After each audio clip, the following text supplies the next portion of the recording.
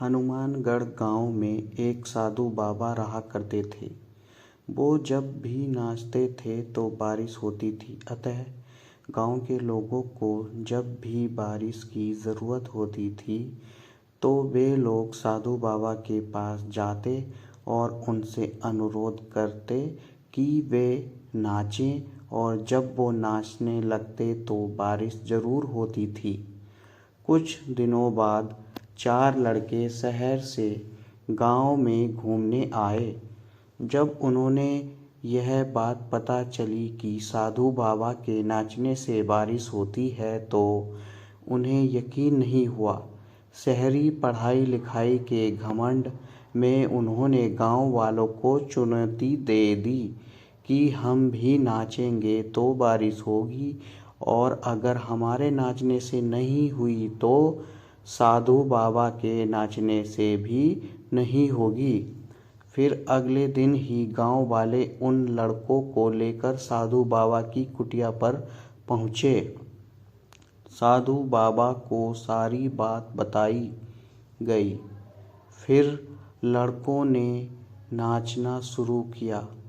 आधा घंटे बीते और पहला लड़का थक कर गिर गया, पर बादल नहीं दिखे।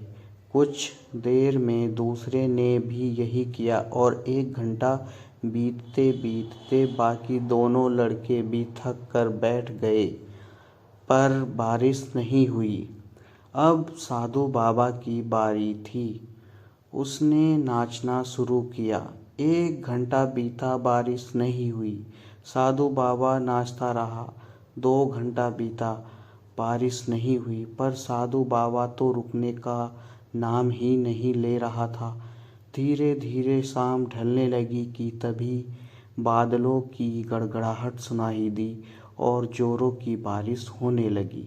लड़के दंग रह गए और तुरंत साधु बाबा से क्षमा मांगी और पूछा, बाबा भला ऐसा क्यों हुआ कि हमारे नाचने से बारिश नहीं हुई और आपके नाचने से हो गई?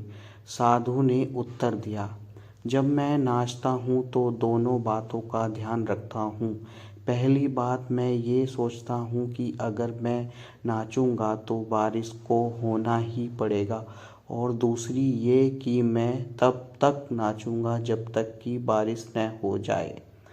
इस बात से हमें यह सीख मिलती है कि हमें कोई भी कार्य लगन से करना चाहिए और यह दृढ़ निश्चय करना चाहिए कि मैं जब तक इसमें सफलता प्राप्त न कर लूँ तो तब तक मैं इस कार्य को करता रहूँगा और एक दिन अवश्य सफल होऊंगा।